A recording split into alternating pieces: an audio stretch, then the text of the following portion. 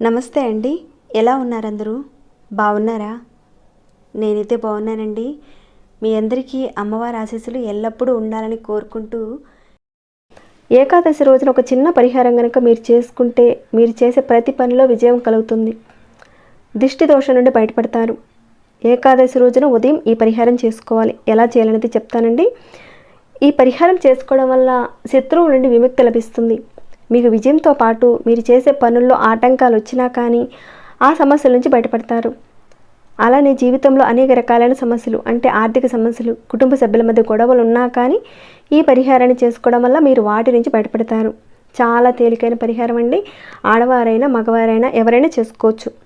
మీరు ఏకాదశి రోజున చక్కగా ఉదయాన్నే లేచి ఏకాదశి పూజ అనేది మీకున్న శక్తిలో చేసుకోండి, ఉన్నంతలో. ఆ రోజున ఏ రకంగా మనం ఉపవాసం చేయాలి, ఇంకా ఏకాదశి రోజున విష్ణు భగవానుడికి సంబంధించిన పూజా విషయాలన్నీ కూడా ముందు వీడియోల్లో మనం చాలా వరకు చెప్పుకునే ఉన్నాం. మన ఛానల్లో ఆల్రెడీ వీడియోస్ చాలానే ఉన్నాయి. పూజలతో పాటు పరిహారాల వీడియోస్ ఉన్నాయి. కొత్త వాళ్ళు ఎవరైనా చూస్తుంటే కనుక ఒకసారి మీ ఛానల్లోకి వెళ్ళి మీకున్న సమస్యకు తగ్గ ఏదైనా పూజను కానీ పరిహారాన్ని కానీ ఎంచుకునే ప్రయత్నం చేయండి. మీకు వచ్చిన రిజల్ట్ని నాతో షేర్ చేసుకోండి.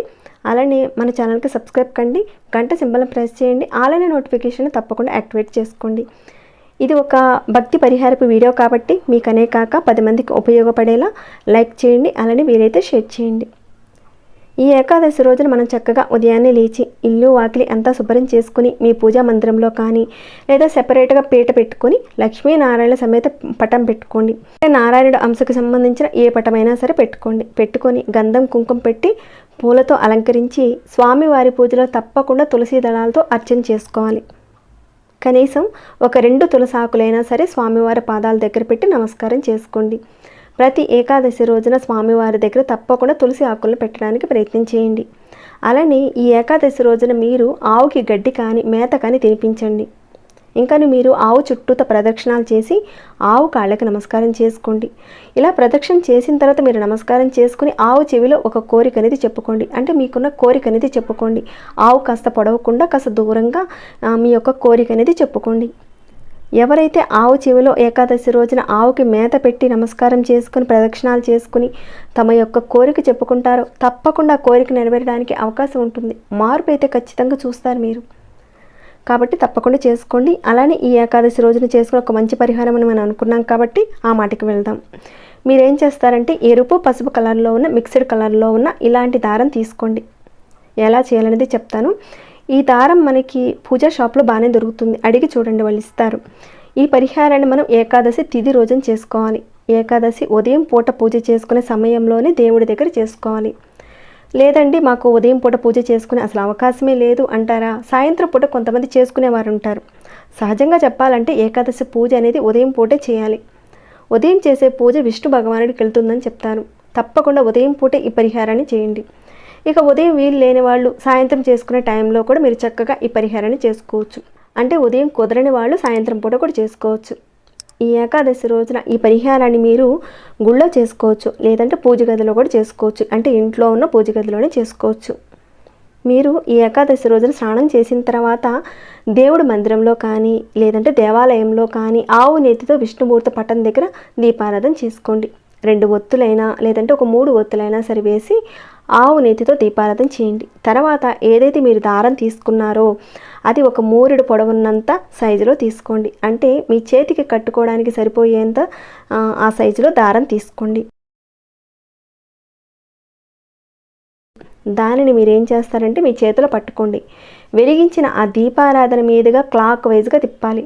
ఎందుకంటే దీపారాధనలోనే భగవంతుడు ఉంటాడు కాబట్టి ఆ భగవంతుడి నుంచి వచ్చి ఆ శక్తి ఆ దారంలోకి రావాలని దీపారాధన చుట్టూతా తిప్పాలి. అంటే గుడి చుట్టూతా ఏ రకంగా ప్రదక్షిణ చేస్తామో మనం అలా దీపం పైనుంచి చుట్టూతా తిప్పాలి. అది కూడా ఒక 7 సార్లు తిప్పాలి. తిప్పిన తర్వాత మీరు మీ మనసులో ఉన్న కోరికలు కానీ సమస్యలు కానీ అన్నీ కూడా చేతులు జోడించి చెప్పుకోండి. ఇదంతా పూజలోనే చేసుకోవాలి. తర్వాత విష్ణుమూర్తికి సంబంధించిన మంత్రాలు చదవండి. చదివిన తర్వాత ఆ దారానికి ముడులు వేసుకోవాలి. అరంగుళం కానీ పావంగుళం చొప్పున కొద్దిగా గ్యాప్ వదులుకుంటూ ముడులు వేసుకోవాలి. ఎన్ని వేసుకోవాలి, వేసేటప్పుడు ఎలాంటి మంత్రాన్ని జపించాలనేది కూడా చెప్తాను. ఎక్కడ ఏ పాయింట్ని మీరు మిస్ కాకుండా వీడియోని ఎండ్ వరకు చూడండి, అన్నీ కూడా క్లియర్గా అర్థమవుతాయి. ముందుగా మీరు దీపం చుట్టూతా ఒక 7 సార్లు క్లాక్ వైజ్గా తిప్పాలి. తర్వాత మీకున్న సమస్యలు చెప్పుకోండి. చాలా సులభమైన పరిహారం అండి, ఖర్చు లేనిది. ఇదంతా నమ్మకంతో విశ్వాసంతో ఆ దేవుడి మీద దృష్టి పెట్టి చేయండి, ఖచ్చితంగా జరుగుతుంది. మీకున్న కోరిక నెరవేరుతుంది. తర్వాత ఆయనకి సంబంధించిన మంత్రాన్ని ఓం నమో భగవతే వాసుదేవాయ అని మీరు 9 సార్లు చదువుకుంటూ ముడి వేయాలి. మొదటి ముడి వేయండి. మొదటి ముడి వేసేశారు. తర్వాత ఓం హం హనుమతే నమః అనే ఈ మంత్రాన్ని 9 సార్లు అనుకొని రెండో ముడి వేయండి. రెండో ముడి వేసేశారు. ఇక మూడో ముడి వేసే ముందు ప్రతి ముడి వేసేటప్పుడు 9 సార్లు చెప్పే మంత్రాన్ని మీరు చెప్పుకోండి, అనుకోవాలి. మీరు దారానికి ఒక 11 ముడులు వేయాలి. ఇక్కడ ఒక్కొక్క ముడి దగ్గర మంత్రాన్ని చెప్పుకుంటూ ముడి వేయాలి. జాగ్రత్తగా చూడండి, ఒక్కొక్క ముడి దగ్గర ఏ మంత్రం చదవాలనేది కాస్త గమనించి చేసుకోండి. తర్వాత మూడో ముడికి ఓం నమశివాయ అని ఒక 9 సార్లు అనుకొని మూడో ముడి వేయండి. వేసేశారు. ఇక నాలుగో ముడికి ఓం నమో భగవతే వాసుదేవాయ అని చెప్పి వేయండి. ఇక ఐదవ ముడికి ఓం హం హనుమతే నమః అని వేయండి. ఇక ఆరో ముడి వేస్తున్నారు. ఆరో ముడి దగ్గర ఓం నమశివాయ అని చెప్పి వేయండి. ఇక ఏడవ ముడి దగ్గర ఓం నమో భగవతే వాసుదేవాయ అని చెప్పి వేయండి. వేసేశారు. ఏడవ ముడి కూడా అయిపోయింది. ఇక ఎనిమిదవ ముడి దగ్గరికి వద్దాం. ఓం హం హనుమతే నమః అని చెప్పి గట్టిగా ముడి వేయండి. ఒక అంగుళం కానీ అరంగుళం చొప్పున వేయండి. ఇక 9వ ముడి దగ్గర ఓం నమశివాయ అని చెప్పి వేయండి. ఇక 10వ ముడి దగ్గర ఓం నమో భగవతే వాసుదేవాయ వేసేశారు. ఇక 11వ ముడి ఓం హం హనుమతే నమః అని అనుకొని ముడులు వేసేయాలి. ఒక్కొక్క ముడి దగ్గర మంత్రాన్ని చదవడం మీకు గుర్తుండడం కష్టమైతే ఒక చిన్న పేపర్ మీద రాసుకొని ముడి వేసేటప్పుడు చూసి ఆ మంత్రాన్ని చదువుకుంటూ చేయండి. అప్పుడు మీకు ఎలాంటి కన్ఫ్యూషన్ అనేది రాదు.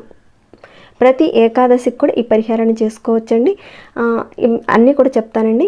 ఇలా మీరు ముడులు అన్నీ కూడా రెడీ అయిపోయిన తర్వాత దారాన్ని చక్కగా తీసుకొని గంధంలో కాస్త నీటిని వేసి పేస్ట్లా తయారు చేసుకొని మీరు ఏదైతే ముడులు వేశారో ఆ ఒక్కొక్క ముడి దగ్గర గంధం పెట్టండి. 11 ముడులకి కూడా గంధం పెట్టండి. తర్వాత ఈ దారాన్ని మన చేతికి కట్టుకోవాలి. ఇక్కడితో అయిపోలేదండి, ఇంకా ఉంది.